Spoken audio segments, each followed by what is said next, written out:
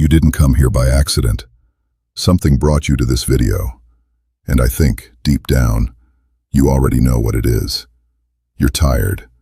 Not the kind of tired that sleep fixes. The kind that lives in your chest. The kind that wakes up with you every morning before the alarm even goes off. Life hit you. Hard. And nobody around you. Not your friends, not your family, not your coworkers. Nobody actually knows how close to the edge you are right now. But I do. And that's why you're here. I'm not going to tell you to think positive. I'm not going to hand you a list of 5 morning habits and send you on your way. What I'm going to do is tell you the truth. The raw, uncomfortable, life-changing truth about what pain actually is, and why everything you've been through, every single thing that broke you, was not a punishment. It was a preparation. You know that feeling when you're lying in bed at 2 a.m. and your mind won't stop? When you're replaying conversations, decisions, mistakes, running the tape back and forward, wondering where everything went wrong. You put on a face every day. You show up. You perform. You say, "I'm good," when someone asks. Because what else are you going to say? How do you explain something you can't even name? Maybe it's a relationship that collapsed and took part of your identity with it. Maybe it's a career that's suffocating you, a dream you buried because someone told you to be realistic. Maybe it's a loss so big that the world kept moving and you've been standing still, wondering how everyone else just kept going. Or maybe there's no single thing. Maybe it's the accumulation, the weight of 1,000 small disappointments that nobody saw, that you never let anyone see. You've been strong for so long, you forgot you're allowed to be broken. And I need you to hear this. Being broken is not the same as being finished. The bone that breaks and heals comes back denser, stronger, more resistant than before the break. That is not a metaphor. That is biology. And it is also your story. I want to tell you about a man named James. He grew up in Detroit. Single mother. 3 kids in a 2-bedroom apartment where the heat got shut off every winter. James learned early that life doesn't negotiate. It doesn't ask if you're ready. It just arrives. By 28, he had built something. A small business, a relationship he loved, a future he could finally see clearly. Then in the same year, the business failed. The relationship ended, and his mother was diagnosed with stage 3 cancer. He told me, "I remember sitting in my car in a parking garage, engine off, not crying, just empty, like someone had reached inside me and removed everything." He sat in that car for 4 hours. And then something happened.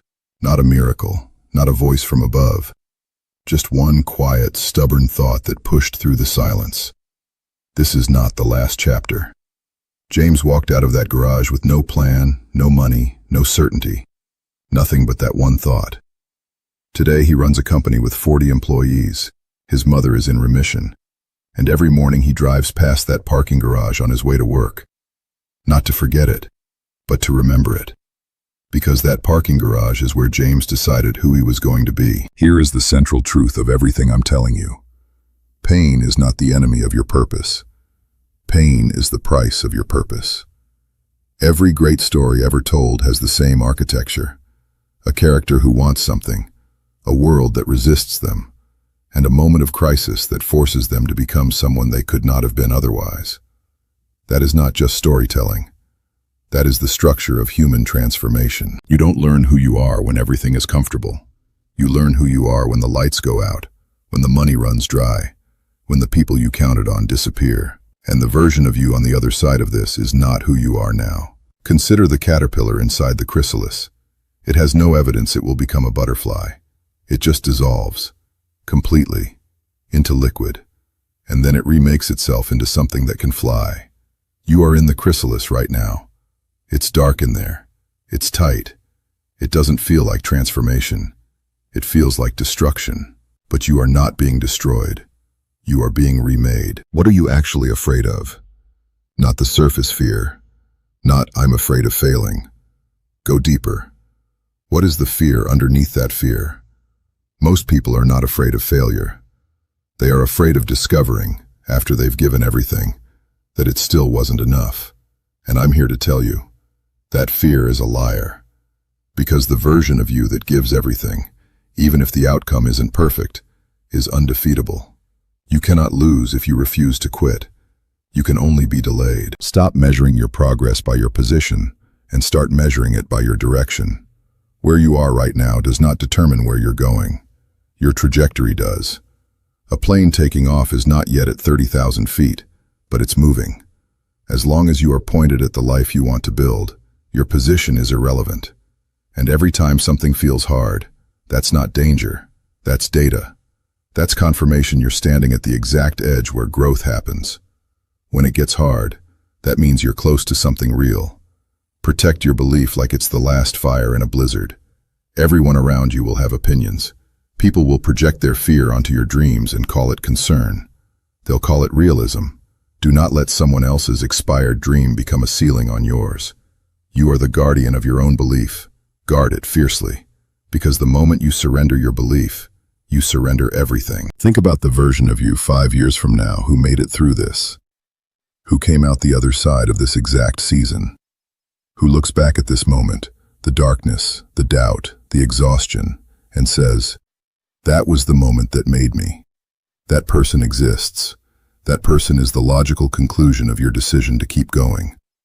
Every scar you carry is a credential. Every sleepless night is a deposit in an account that will pay you back with interest. Every time you got up when the world expected you to stay down, you were building something invisible, something the world cannot measure, but you will one day live inside. The storm is not your home. The storm is just the road. And on the other side of every storm ever recorded in human history, there was light. Not because the world is kind, but because storms, by their very nature, end. And you are still here, still breathing, still fighting. And that means you are not done. You have not even started yet. The most powerful chapter of your life is the one you're too scared to write. So pick up the pen